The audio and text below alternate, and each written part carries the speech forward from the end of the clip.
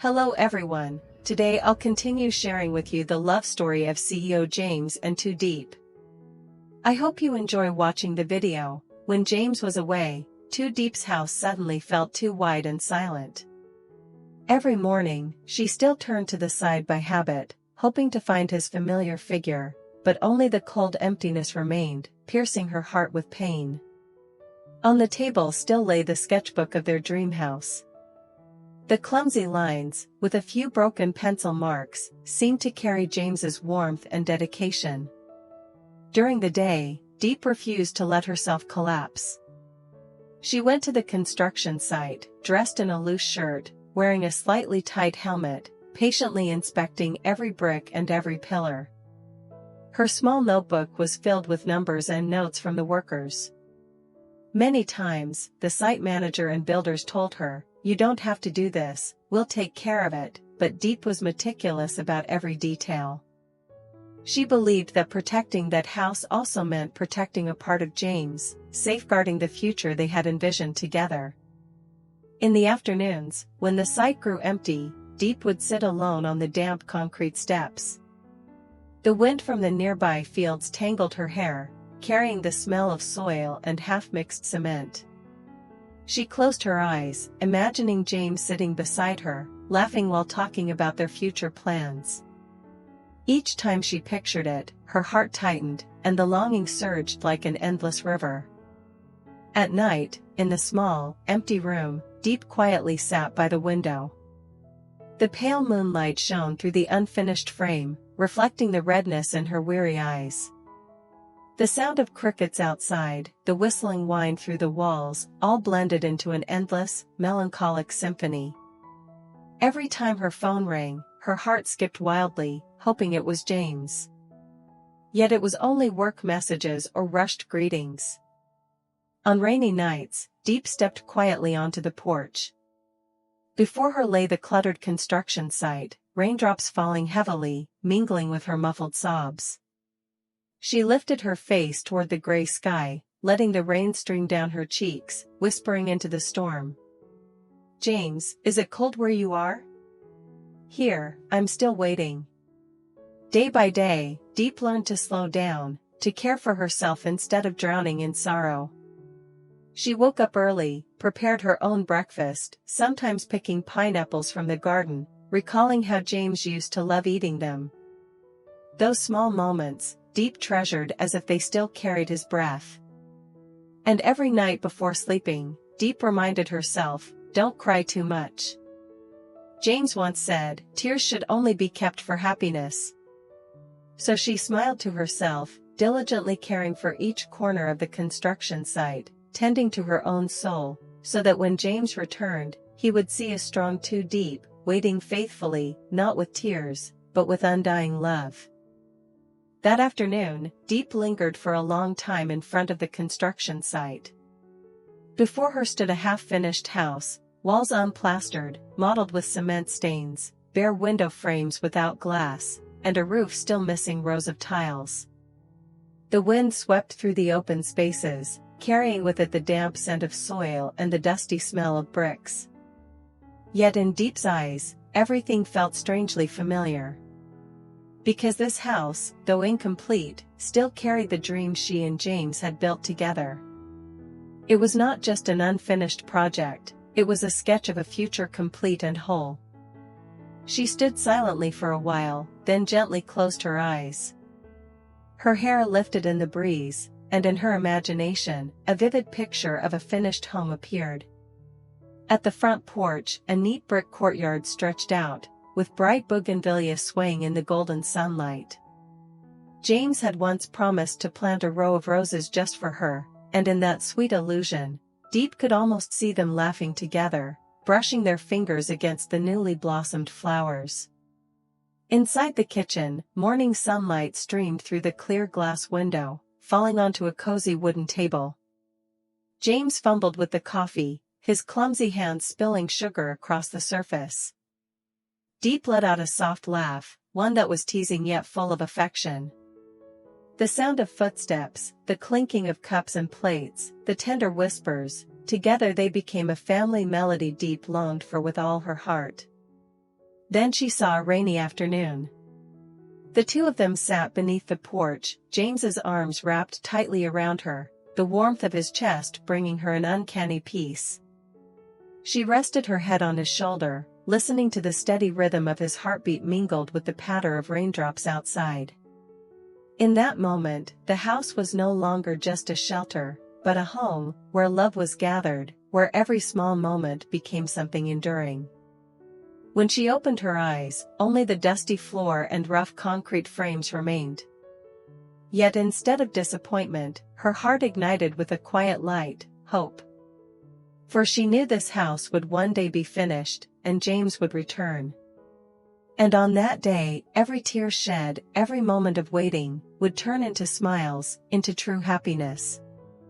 Diep knelt down, running her hand tenderly over the rough bricks as if she were touching James's own palm. Tears rolled down her cheeks, but her lips curved into a gentle smile. In the late afternoon breeze, she whispered a prayer carried across the distance. James, I am still here, waiting for you, waiting for the day we walk through this door together and begin a lifetime of happiness. Since the day James went away, Diep not only looked after the construction site but also often visited his mother. The small house where she lived became familiar. Every free afternoon, Diep would bring a basket of vegetables and some fruit to her. The old woman welcomed her with a gentle smile, her eyes still carrying the longing for her son. Whenever Diep arrived, she would say, "Having you here makes me happy. With someone to talk to, my heart feels less empty." On some evenings, the two of them sat together under the warm glow of the lamp. Diep poured tea while sharing stories about the construction site, about the little girl who now clung to her like a grandchild of the house. The old woman listened attentively, sometimes placing her hand on Diep's shoulder, gently comforting her. "James is far away, I know you miss him dearly. But you are stronger than I imagined. You're not just waiting, you're keeping alive the dream you two built together. If James knew, he would be so proud." Each time she heard those words, warmth filled Diep's heart. Her longing for James eased a little, replaced by a sense of peace, as if in this journey of waiting, she was not truly alone. Before leaving, the old woman often held Diep's hand, her eyes tender. "Believe me, my son will return. And when that day comes, I want to see you both truly happy, in the very house you've been caring for every day." Diep nodded, holding that promise close to her heart. She knew that the mother's love itself was a strength, helping her endure the long, endless days without James.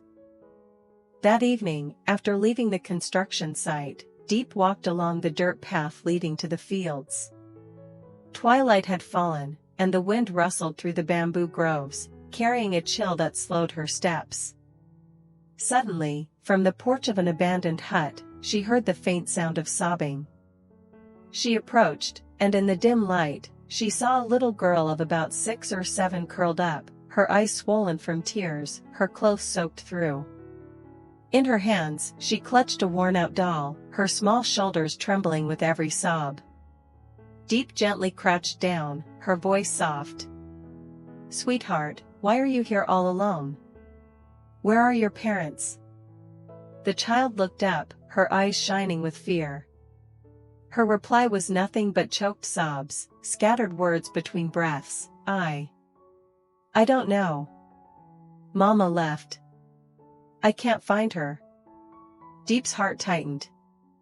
The loneliness and abandonment in the child's eyes reminded her of herself, waiting, left behind by someone she cherished.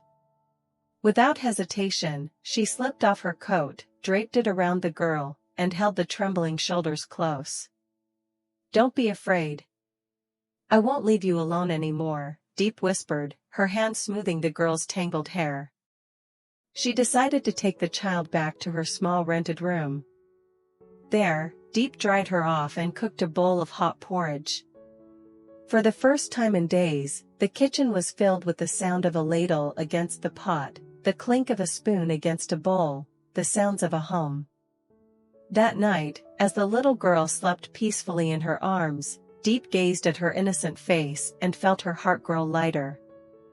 It seemed as though this child's sudden arrival had filled a part of the emptiness James had left behind.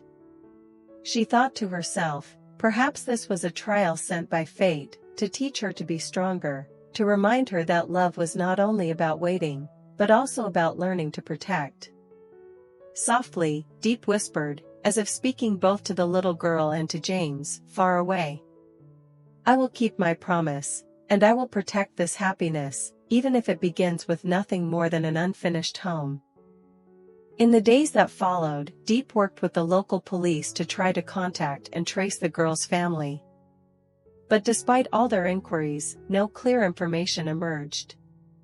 The only name the child could recall was Mama, while everything else was vague and tangled in her young memory. The police said, "We'll keep searching, but for now, the girl needs a safe place. If you're willing, let her stay with you, at least she'll have someone to care for her." Diep looked at the little girl clinging to her sleeve, her eyes filled with fear as if terrified of being abandoned again. Gently, Diep nodded, a strange and indescribable feeling rising within her.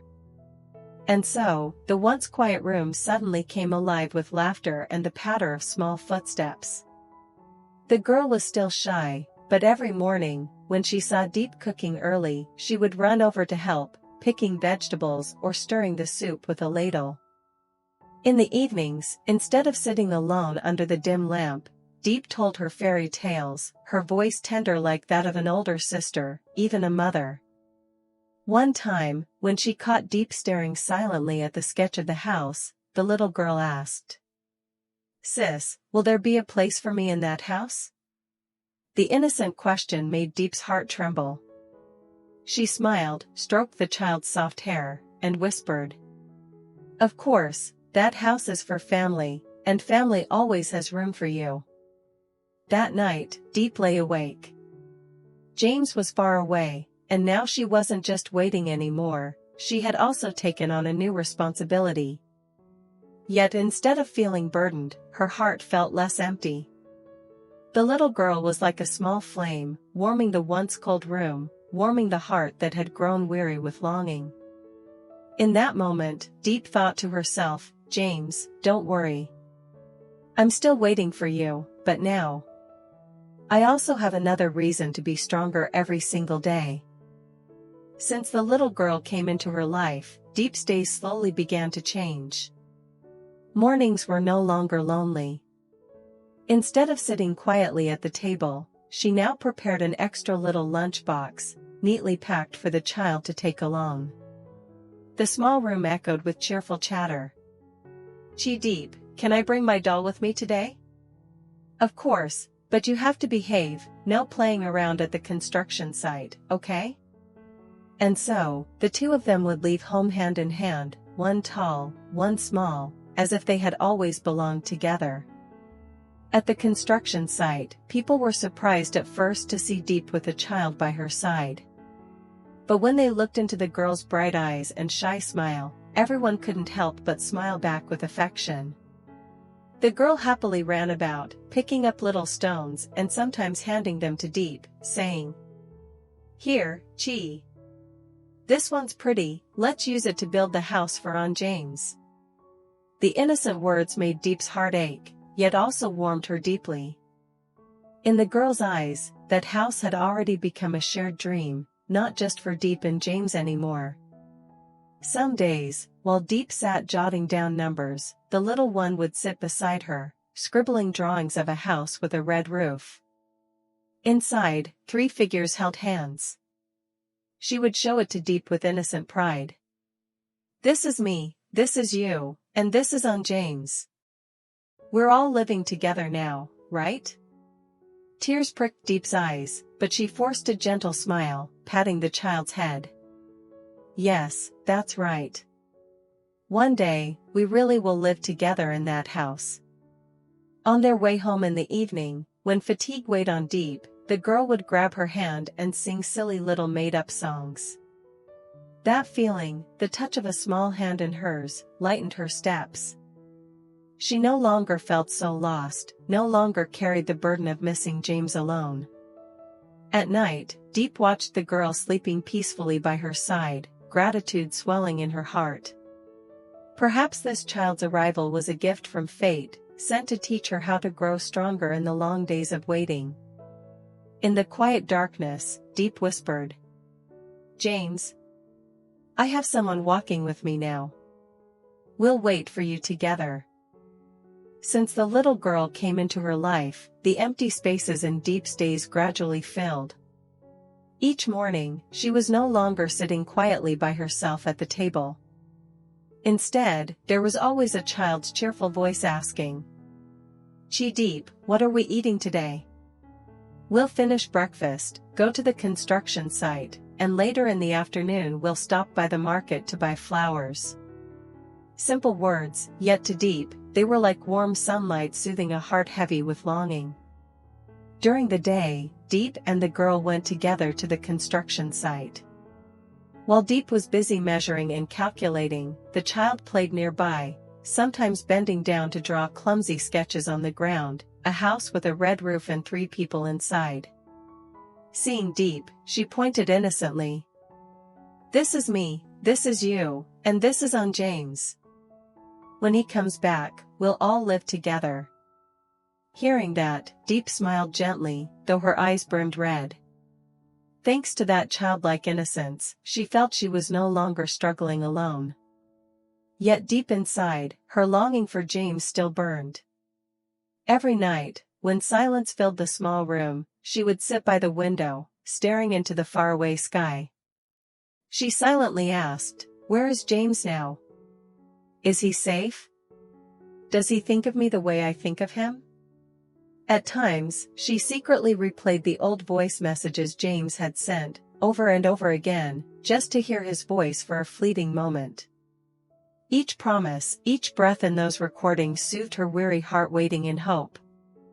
The little girl brought Diep new joy, a reason to live stronger.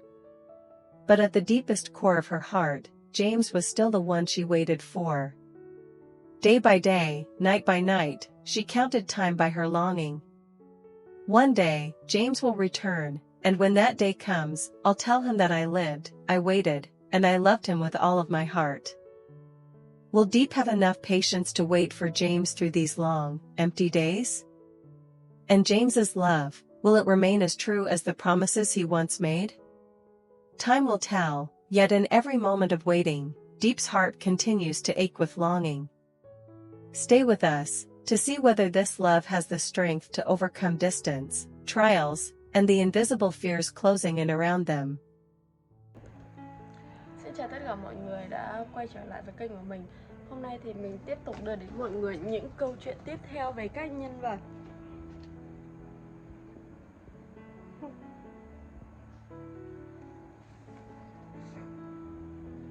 Các mẹ đơn thân như mọi người cũng đã biết thì như Lý Tử Diệp thì hiện tại thì Diêm và Diệp hiện tại đang xa nhau. Còn Lý Tử La thì hiện tại cô đã sinh em bé và đang trong quá trình chăm sóc và vẫn có CEO Alex bên cạnh. Vậy thì những tình tiết tiếp theo sẽ diễn ra như thế nào và liệu họ có phải vượt qua khó khăn gì để có thể đi đến con đường hạnh phúc, và liệu họ có thể bên nhau trọn vẹn hay không, hay là sẽ bị những khó khăn đó chia cắt, thì mình mời mọi người hãy đăng ký kênh, sau đó là bật chuông thông báo lên để không bỏ lỡ bất kỳ video nào mọi người nhé. Và nếu như mọi người yêu quý kênh mình cũng như là yêu quý các nhân vật thì hãy like video và để lại bình luận để góp ý nha. Hẹn gặp lại mọi người trong những video tiếp theo.